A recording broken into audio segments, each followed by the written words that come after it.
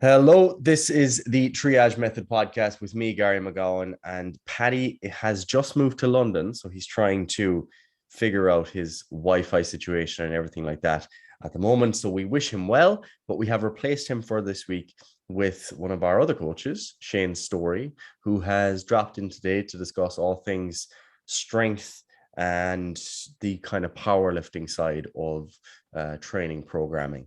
Over the last few weeks, we've been discussing all the different principles of strength training, resistance training, but we've kept it pretty general. And we've been talking about to a general audience who are interested in body composition, health. Maybe they want to emphasize strength, but we haven't really gone in depth on strength programming itself. So that's what Shane has come here for today. So firstly, Shane, it's your first time on the podcast. So you might give us a bit of an introduction to who you are, how you get into the industry, who you coach, and maybe a bit about your own powerlifting journey as well would be interesting. Sweet. Yeah, thank you very much for having me on. Long time listener, first time guest. I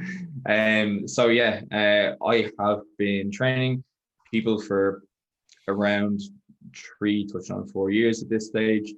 Started off as PT, and in the last year, I've been mainly working with people online.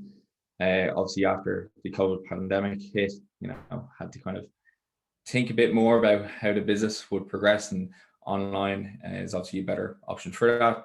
And then you took me underneath your wing, so thank you very much for that.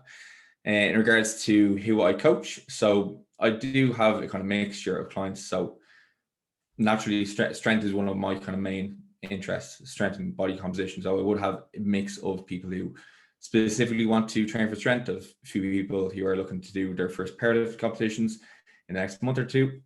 And then I have some body composition clients, and then just general health clients too. So in regards to my background, like even before PT, like I've been training for maybe 7 years. So touching on 11 years of training experience at the moment with myself, a lot of trial and error to kind of get to where I am now. And then over the last 3 years, it's been pretty much only focused on strength in terms of powerlifting. So got into powerlifting and just randomly did a single lift deadlift competition, which was hosted by the gym I was working out of at the time. And then I got in contact with As Powerlifting, and I've been training under them for the last 3 years, and have competed 4 times in that time space. So it's been an interesting journey so far. Hopefully in the next few weeks as well, I'll be doing my 5th competition and ideally qualifying for nationals in 2022. Lovely, outstanding. So for people who aren't aware, I guess the sport of powerlifting is distinct from standard weight training, and I think a lot of the lines get blurred very often because people think of squat, bench, and deadlift as being the core lifts for anyone, whereas in powerlifting they're sport specific tasks. You've got to reach certain standards. On the bench press you have to touch your chest and you have to rack it when they say re-rack, etc. There's all specific rules for each respective lift, and this presents a number of challenges for programming and a number of necessities for how one would program, particularly because you're doing 1 rep instead of 10 reps. So I imagine most of your training is not carried out in the 10 to 15 rep range. So I think what would be interesting as an introduction to training for strength would be to hear, as you kind of approach 9 weeks out from your next competition, could you give a rough overview of what a training week looks like for you? So 9 weeks out at this stage, and over the last 8 weeks since the previous competition I did, was essentially like coming out of the initial competition in August, was adding in a bit more variety to the training in the weeks leading up to a competition. So when you're going through a peaking phase, typically like intensities are pretty high, fatigue is pretty high, and training is really, really specific. And like specificity is quite important for building strength. In, say, if you want to squat, it's a good idea to squat more. Like, if you're squatting 2-3 times a week, that's going to help you build your squat. However, doing that consistently over like a year it's not going to do a huge amount for your training enjoyment, or it might not do a huge amount for your adherence to training. So with that in kind of building blocks over the last 8 weeks, training has been a bit more varied and kind of looking at, okay, the individual 3 lifts I have to improve on. So squat, bench, and deadlift.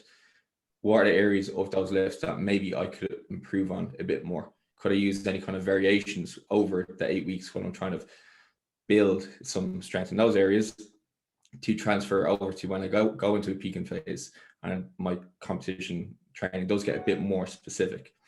And then as I come into the peaking phase, so peaking phases could be around 4 to 6 weeks. It really depends on who's going to be doing the programming. But in those phases, then you're essentially just looking to maximize the kind of adaptations that you've built up to that point. You're not really necessarily building any additional strength, but you're going through the phase of getting rid of the fatigue that you would have built up over your training blocks, and then letting your fitness show on competition day. Yeah, and that's such an important point that we always try to emphasize, that there's such a difference between like what you do to express performance and what you do to actually develop it in the long term. And in this case, your peaking phase, it's designed to be able to express what you have built up over a number of months or years, etc. But it's not the phase that, like, you couldn't prolong that period of training across a whole year and continue to make progress, because that's not the purpose of it. And I think this is such an important point, because often when people, just try to copy what other people do, they mightn't understand where that block is, or where that training week is, or where that training day is within the context of someone's overall training month or training year. And if you just do that, you mightn't actually continue to make any progress yourself, because you're applying it inappropriately. So if we zoom out then and we think of strength training, let's say not necessarily someone who is training specifically for powerlifting, but someone who's coming to the gym and they're saying, yeah, I want to build some muscle, that's fine, but my primary goal is to maximize my strength in the 1 to 5 rep range on a handful of lifts. That's their primary goal. What are some of the key distinctions, do you think, between programming for that person and programming for, say, the person who comes in and they just say, oh, I want to get in shape. I just want to improve how I look and I'm not too worried about particular lifts. What are some of the things that you're thinking initially when you're programming for that client? So with the person who obviously has that handful of lifts, I mean, training those handful of lifts with an appropriate volume, with an appropriate frequency, and with an appropriate degree of specificity is going to be pretty important for that person. And using those as your kind of metrics of progress over a given time scale. With the person who's maybe more body composition kind of goal, or somebody just wants to get in shape, you're not necessarily bound to any particular exercise selection. And even with that, like when we talk about getting stronger and just gaining strength, it's almost different to powerlifting specific, because if you're looking to compete in powerlifting, as you mentioned at the start, you have to abide by a specific set of rules at which you're going to do for each exercise. Whereas if you're looking to gain strength in just a handful of exercise, well, you have to decide, what are my parameters for getting strong at these exercises too? Do I need to squat to depth for it to be an acceptable squat for me to progress in? And from there, you can essentially look at building your program out a bit more, using those kind of parameters of, okay, what type of frequency am I going to use for each lift? 2 to 3 times per week could be a good place to start. If you're only doing it once per week, while you may be able to get in a sufficient volume in it one session, the quality of that volume might not necessarily be as good as if you split it over the week, as well as you might not necessarily be able to perform with the same degree of kind of coordination, or over the sets, your ability to perform that lift may degrade due to just kind of fatigue. Perfect. And for that individual who is, trying to develop that strength primarily in the 1 to 5 rep range, do you like to have clients do like regular singles at lower effort, or do you program in such a way that it's, let's say 6 to 8 this block, then 4 to 6, then 2 to 3 or whatever. How do you approach it from a general perspective with rep ranges on those particular lifts? With the likes of singles, I wouldn't necessarily program them in for people unless they were looking to, like, unless 1RM strength was very important to them. Yeah. If they're looking to mainly maximize kind of just general strength, I'm probably more inclined to keep it between the 3 to 5 rep range. Okay, that's more so because you're going to be able to build a bit more volume through those rep ranges, as well as maybe focusing a little bit as well on the idea of increasing kind of hypertrophy potentially. And with that as well, I wouldn't necessarily have blocks of specifically just 6 to 8 or just 4 to 6. It would be varied across the week. So if you're doing squats for 2 times per week frequency, one of those days could be you train at 5 reps, and one day you could be training at 3 reps. And then over the train block, you'd be essentially looking to add a little bit of load there if you can. If you can stay in maybe the kind of intensity range that we're providing. So depending on the individual, could look at using different intensity gauges. So you could use a percentage-based program, or could use an RPE-based program.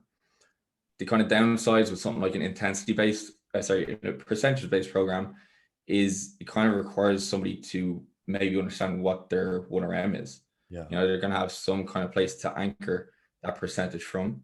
And then also the downside with maybe RPE-based training is beginners in particular are going to be pretty bad at estimating how close or how far they are from failure. But even some advanced lifters are also going to have a degree of kind of error when it comes to predicting that proximity to failure too. So each has their kind of individual kind of pros and cons. Yeah, no, that's spot on. Yeah, no, I thought you were going to keep talking. No, that's perfect. And I would agree with that. I think I'm actually a big fan of using RP or reps in reserve for programming myself, especially because I know that if I'm working with a client, that this is a period of time that they can learn it under someone's guidance. If I was giving someone a one-off program, I mightn't be as comfortable, especially if they're on the beginner end of the spectrum, that they're going to be able to gauge their RPE or reps in reserve accurately.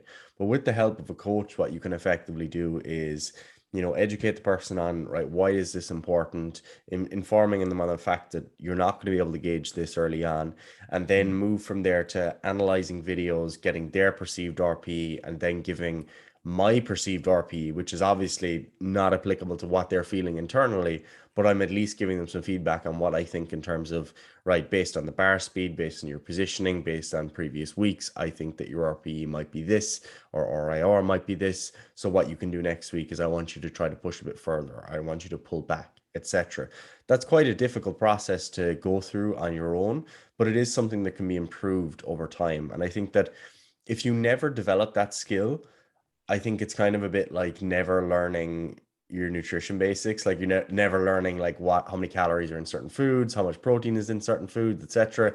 Because you're never paying attention to those things. It's one of those things where, yes, you can get great results. Like you can go on a meal plan or you can go on a percentage-based approach, but you mightn't have the same intuition about your nutrition or about your effort in training as someone else might have. And I think that one of the downsides of a percentage-based program, I don't know if you'd agree with this, would be that, like, for someone who, let's say, they have a stressful lifestyle, they've got work, let's say they work in manual labor and they're doing this strength-based program, they might have considerable variance in their performance from day to day, or from week to week. And we know that performance can vary for a multitude of reasons that we can't always pin down. So if we prescribe, let's say, 85% one rep max for 5x5, that might be manageable one week, and you feel like you pushed yourself hard and you got it done. But the next week, then you're hitting failure on the first set, let's say, on that fifth rep. And because it's been pre-prescribed without any guidance on auto-regulating, you just stick with that and you keep pushing through, hitting failure every single time. That's going to massively increase the fatigue that's generated from that training session. And it's also going to really discourage you from going back to do the session again, while also potentially increasing risk of injury. So they'd be some of the downsides from my perspective. Would you agree with that? Oh yeah, 100%. That's probably one of the considerations I was going to mention before I went blank. But yeah, like that's one of the like main advantages, in my opinion, of using something like RPE. Like it allows you to auto-regulate. Like it's something that I would say to clients, like RPE8 does not necessarily mean that next week you add on 2.5 kilos. Yes. RPE8 means you work up to a weight that is in line with that kind of intensity gauge. You know, it's around 2 reps from what would be a 1RM or a 10 out of 10 effort, you know, whereas it could be higher, it could be lower, or it could be the same weight that you used the previous week. And over time, should the adaptations be taking place, like the number will go up. And strength is one of those things that the more you train for it, the more you realize that you will be lifting a lot of the same weights, like over training blocks.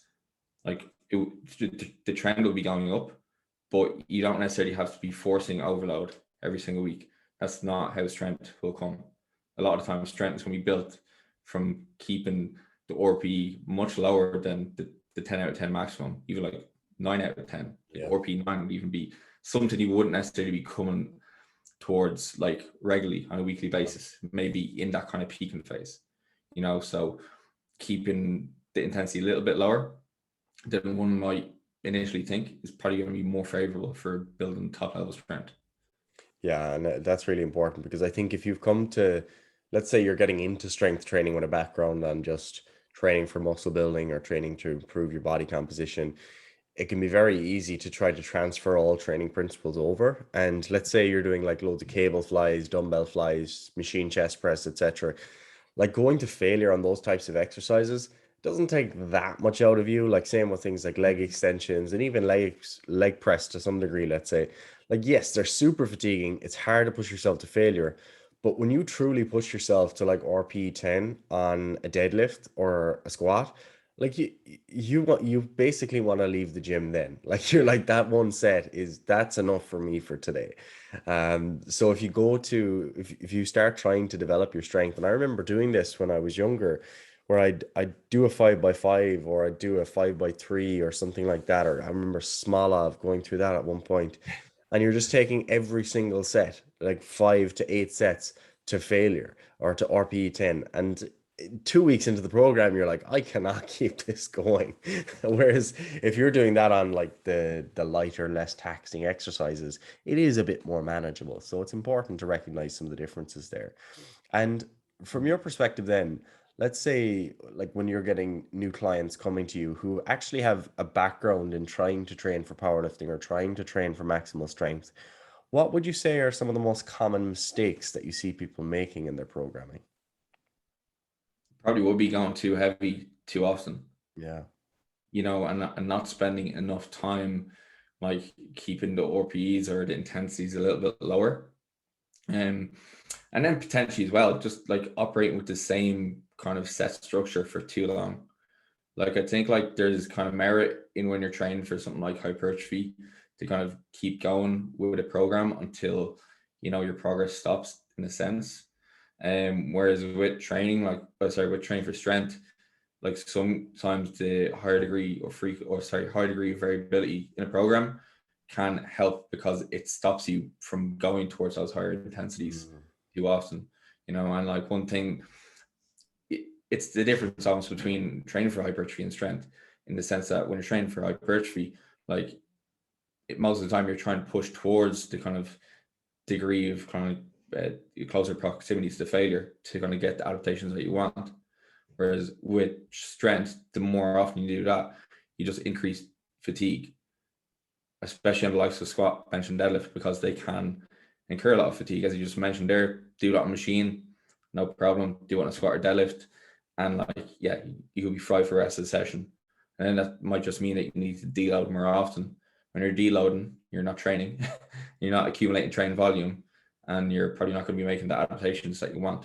So that would probably be one thing I see people do.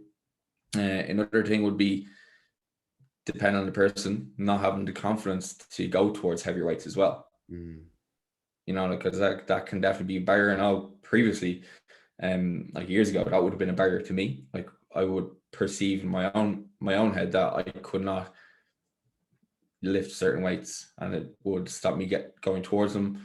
And anytime I got towards them, I'd get my own head about lifting that weight, and the anxiety of even performing the session would get to me too much, and I might not necessarily load the bar. Other things would be training with people as well who have a similar goal to yourself. I do think, training with people who are looking to train for strength too can really help, because it's like an accountability buddy. Like, while you may have a coach, your coach might only see your videos like once a week or whatever. Whereas if you're training with somebody in person, like, well, one, you can keep each other accountable. Two, yes, you are hitting the targets that you should be hitting with the sufficient degree of intensity. Your technique is obviously going to be improved as well if somebody's there keeping an eye on you. So those would be kind of things that I'd kind of see often with people who are just getting into strength training, or who have been doing strength training for a while, and kind of common mistakes I might see them do. Perfect. And I think I've observed all of those myself as well. I'm just trying to think, is there anything else? Potentially, you might have said this along the way, but I think a lack of, like we already mentioned, a lack of variation, let's say in intensity ranges and stuff, but also a lack of variation in exercise selection, because I suppose while specificity is so incredibly important, as you mentioned previously in the conversation, if you're overly specific all of the time, that becomes very stale. It probably increases risk of injury. It probably increases risk of training burnout to some degree as well, because of a lack of interest. But you'll have guys who they do low bar squat in competition, and that's the only squat variation they ever train as a result. They never do any front squats. They never do any high bar squats. That's all they train. And that might be 2-3 times a week for years on end. And what happens then very often, and I see a lot of this because I tend to work with people who are crippled already.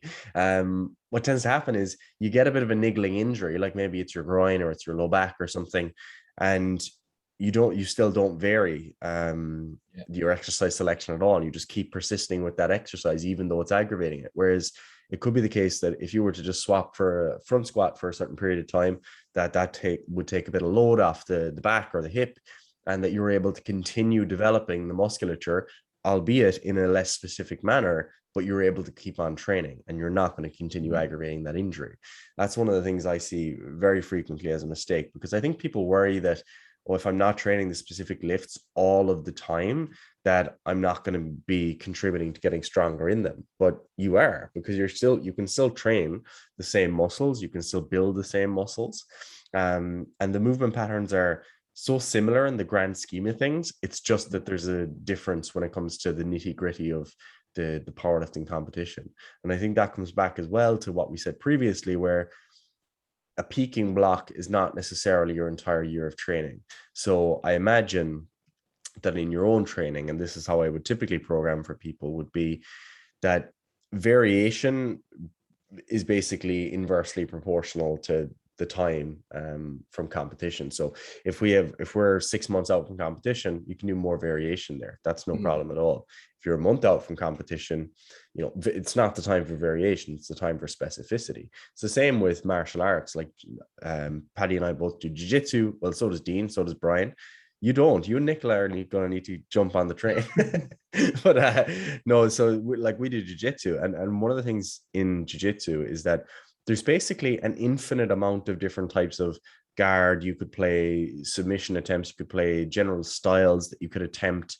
And it's really nice to play around with all that stuff. But when it comes to competition, what people are generally trying to do is develop some sort of game plan so that they know that if this happens, I'm going to do this, then I'm going to do this, then I'm going to do this. Because if you have too many choices, then you're just not really developing any specific characteristics. So that's what you're trying to prioritize when it's close to competition.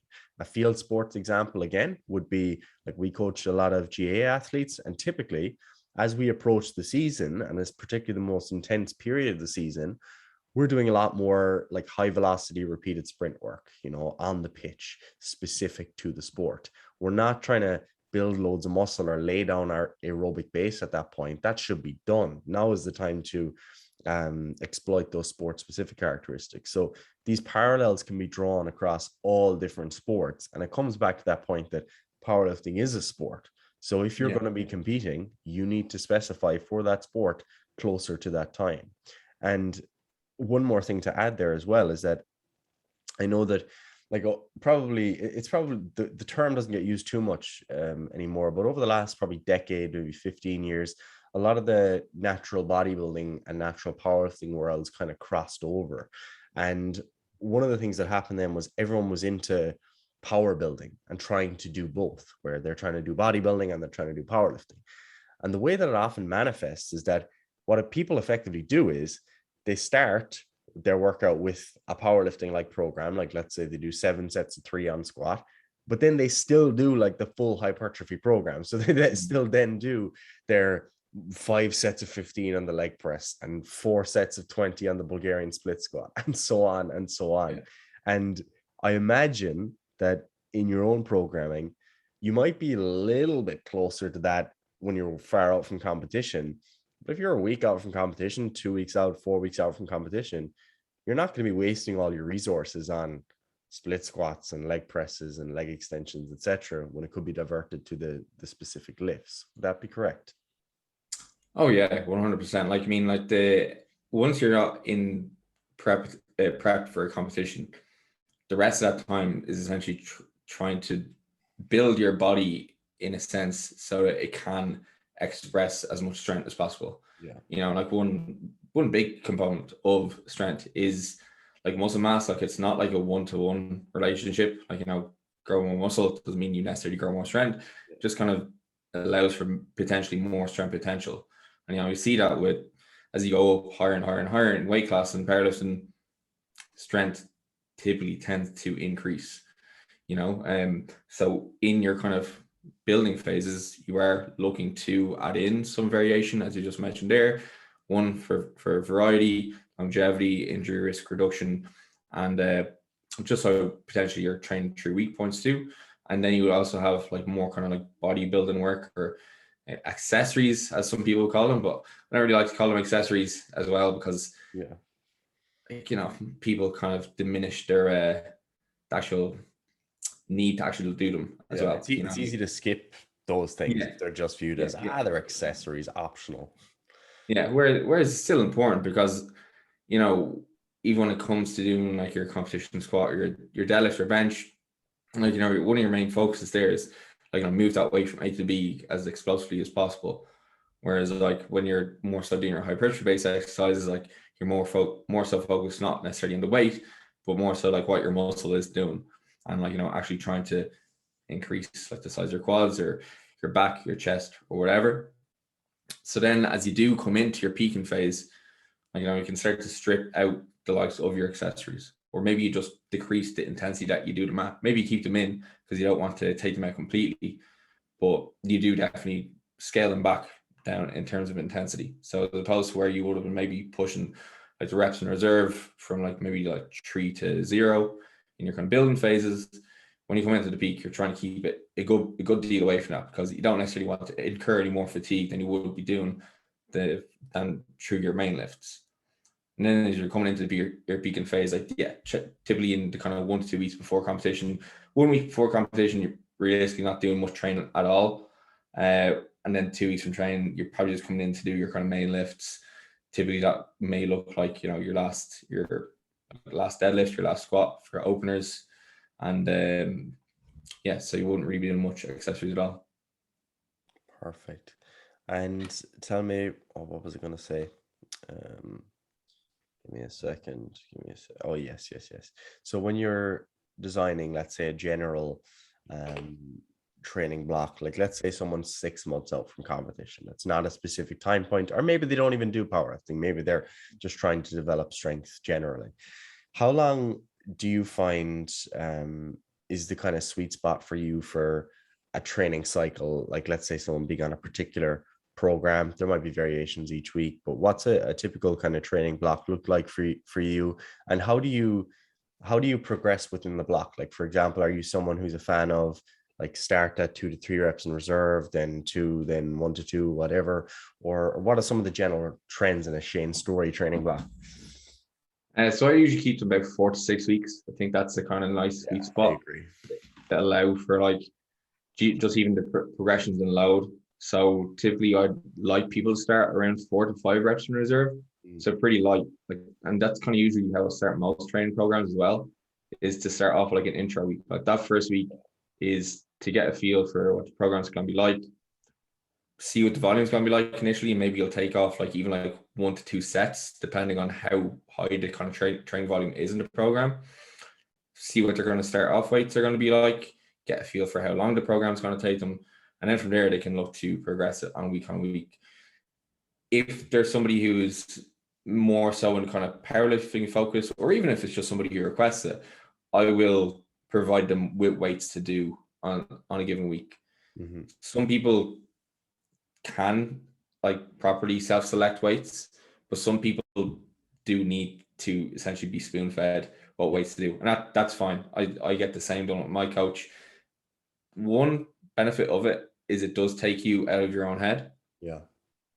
And it kind of gives you a bit of confidence if somebody else is saying this is the way for you to do, go do it. Like, obviously you could have a bit of kind of back and forth if the person doesn't feel confident enough to do it, but that's kind of an opportunity for you to have evidence of like, why you are giving that recommendation. Like generally people send me training videos of their like top sets. I say, okay, well, based on the speed and based off the speed of like other sets, like you definitely have room to progress in that lift. And then over training blocks, the person's going to get a lot more comfortable, especially if they're new to training, as to what degree of kind of what like an RP8 or a 9 or whatever feels like the based off speed, and that kind of builds confidence over time with them. Perfect. And do you see much value in like maintaining work, let's say within that 3 to 5 reps in reserve range, like later in a training block, or do you always kind of linearly increase it closer to failure? It kind of depends on the lift. So if it is with their kind of main specific variation, I will try to push that up across the block. However, if it's with the likes of the variations that we may have in the program, a lot of that is going to be mainly for technique work as opposed to trying to increase training volume or like force adaptations on those.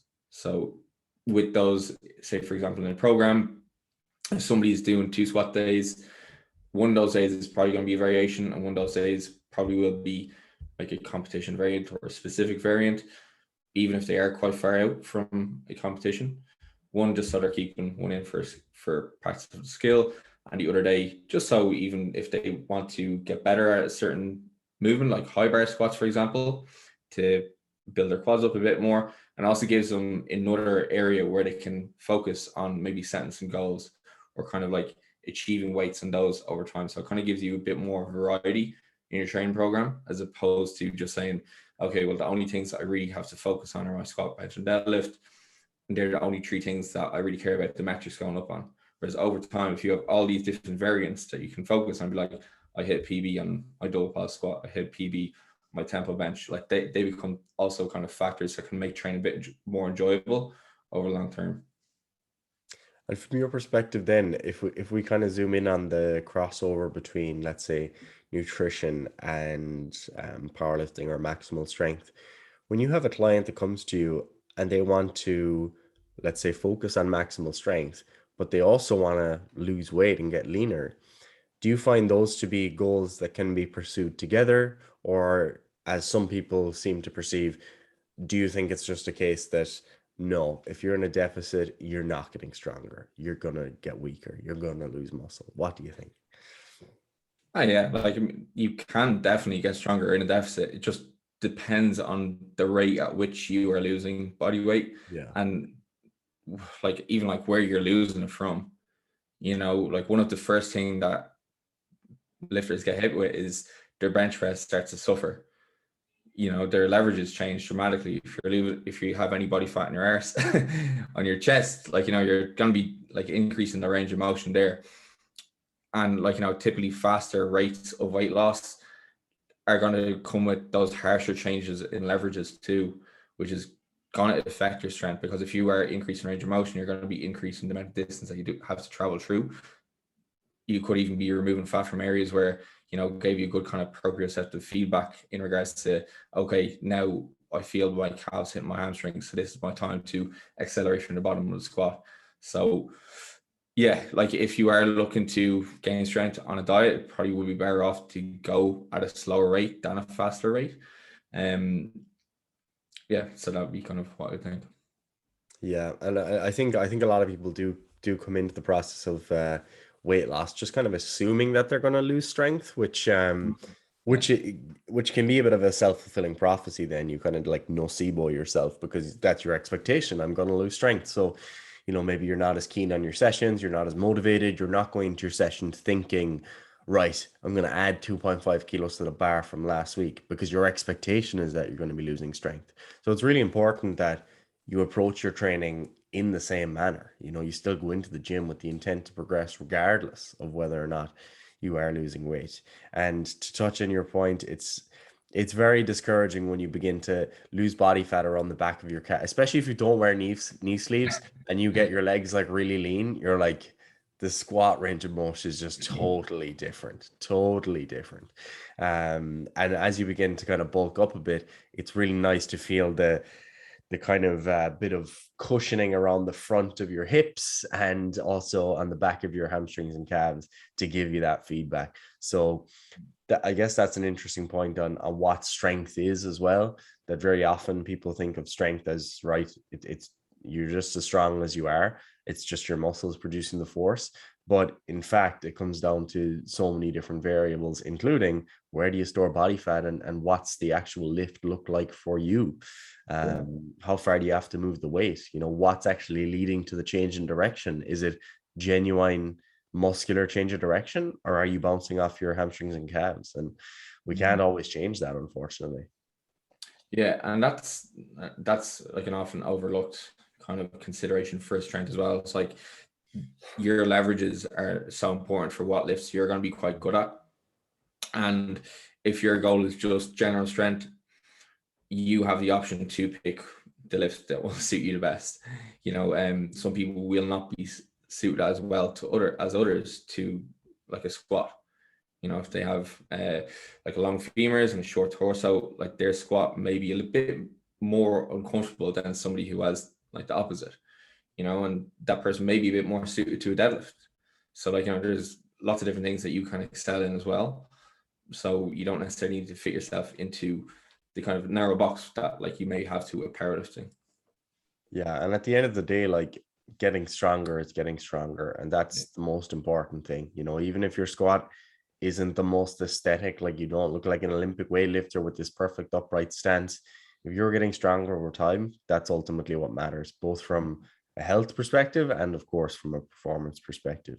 So if someone is interested in making the transition then towards powerlifting, maybe they want to do their first competition, or they even want to just set the goal that they just want to start focusing more on that specific type of training, how would you say someone should begin making that transition from, let's say, general bodybuilding or body composition type of program? They're doing their 3 sets of 12, etc. Yeah, they do some squatting, but it's not specific. How does someone make that transition? The first thing to do is get a coach.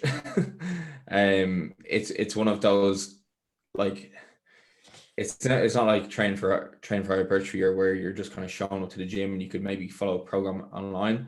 Yeah. There's a lot of kind of small bits that even when I started the powerlifting, I wouldn't have thought about before, like choosing the appropriate equipment, learning all the rules of the sport, even the case of giving somebody what weights to hit for a certain week, or not necessarily needing to redline it every single week. Like you can read about this stuff online, but until you're kind of guided through that process, it's very difficult to implement. And even with that, having a coach definitely helps you keep out of your own head and set expectations. Having huge expectations for first powerlifting meet is often a bad idea, because the kind of first powerlifting competition you do is going to be something that you just look to get a total. You just want to go to the meet on the day. You want to have fun. You want to get to know people who are in the community, because the community is fantastic. And it should be a fun opportunity. It's not meant to be about competing on your very first day and like, winning the thing. Learning that your first squat is going to be the most nerve-wracking squat of your life, and then after that, the rest of the day is going to be quite fun, and having somebody there to guide you through that process and kind of even on the day, helping you with like your weight selections, helping you with your warm-ups, putting talcum powder in your legs, like all of that stuff really does help. And it's something that there are a lot of things that you wouldn't necessarily think about if you're just going through the process on your own. Yeah, absolutely. And I think especially if you're going to do a competition, you don't want to just roll up on your own and not have any guidance, no one telling you what weights to choose or saying, your second attempt looked fast, add 5 kilos or whatever. And again, that other point regarding just aiming to go 9 for 9 is probably what you want to do in your first comp more than anything else. Like, get your lifts in. Don't be trying to say, oh, you know what, that second attempt, that was good. I'm gonna add 15 kilos for an all-time PR. Like, that'll come. It'll come. And ultimately, I think just getting that exposure is probably the most important part. Now, I'm no powerlifting expert, but I've had a couple of people go to their first meets, and I think that if you just conservative with your selection, you make your first attempt way easier than you think you need to. That's just going to make the whole process a lot smoother, I think. Yeah, and like realistically, even like when it comes to openers, you're going to be lifting weights that you've done multiple times in training. It's really just to get a number up on board, because if, like, with the example of your first squat being the most nerve-wracking thing, if you miss that, then you are very, very close to bound, because now the nerves are doubling as you go into that second attempt, and that coupled with the fact that you could potentially not be able to complete the meet, that you've trained so hard for, is I dread to be in that situation. I even had to have this conversation with a client recently who's looking to compete in his first competition, and he was asking me about like how would I go about attempt selection, or what I would perceive his attempt selection to be. But it's so far away that I couldn't really give any kind of accurate kind of estimations. But I suppose he was under the impression that with the 3 attempts, it's essentially a max effort attempt on each selection, which, if you did that, like, it'd be pretty impressive if you finished the day 9 for 9. Yeah. But it'd be very difficult to do. If anybody's ever maxed out in a squat, even just doing that for 1 rep, never mind doing it for 3 times, and then you have to do deadlifts at the end, is pretty intense. And the day of a powerlifting meet as well, it's a day that's full of adrenaline, full of caffeine. Like, any time I've ever done a powerlifting meet, I felt like I'd just been out for an entire weekend because like, it's very difficult to sleep after it because of all the caffeine, but you're getting such adrenaline dumps throughout the day, so it's definitely something that you would have to have guidance through. But you'd recommend it for someone who's interested. Like, it doesn't have to be this big intimidating thing that I should only compete if I'm at a certain level. Like, there's no specific entry point for most local meets. Like, it's not a big deal. No, I think if it's something that you would be interested in doing, I'd say 100% do it. It's fun. Like, I mean, it's such an interesting kind of sport in the sense that, like, if you look at a bodybuilding show, or even just any other sport, generally, if somebody on the opposing team is competing or doing their shot, like, there could be silence or there could be boos. Yeah. Whereas if you're at a powerlifting meet, every single person who's there wants you to get the lift, even the person that you're competing against, which is amazing. Like, the people who would be lifting the lightest weights of the day, like, everybody would be on their feet, like, clapping and cheering for them when they get the lift. So it's a interesting environment and an incredibly supportive one. Yeah, and I think that's really important to point out, because I think a lot of people do get anxious because of the the stereotype of the sport, I guess. Like you think of Yeah. like these quiet, aggressive lifters who are just on their own path, lone wolves, and don't want to support anyone else. But that's not the reality when you go to a powerlifting meet. You know, as you say, you're getting encouraged by others. So it's not like you need to go there and be super worried that no one's going to talk to you or no one's going to give you a hand. And I mean, I've been to a couple of meets where people have showed up with no coaches, no guidance, and as long as someone has the time, they'd be more than happy to, you know, step in and give you a hand if they're not working with another person at the same time. So it is a nice environment. So if you're thinking of doing your first meet and you're worried about it or you don't think you're good enough, just go ahead and do it. And of course, we would recommend that you get a coach, and in particular that you get coached by Shane, because he's the man and he'll be able to guide you to your first meet. So with all of that said, Shane, if someone does want to work with you, do you have coaching spaces available at the moment? Do they have to be a certain level of strength to work with you?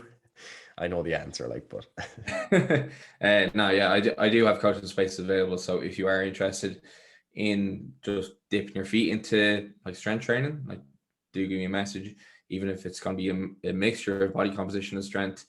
You know, as we've discussed in the podcast, your program doesn't have to be entirely strength based. Like, you know, you can have a bit elements of power building into it as well. And like, even I would have just general fat loss clients who just dip their feet into strength training too. It's an aspect of training that kind of gives you a good bit of empowerment because you get to see what your body can do. I think that's a huge element of kind of what I try to get through to clients is let's stop focusing as much on even things like body composition, your fat loss, your weight.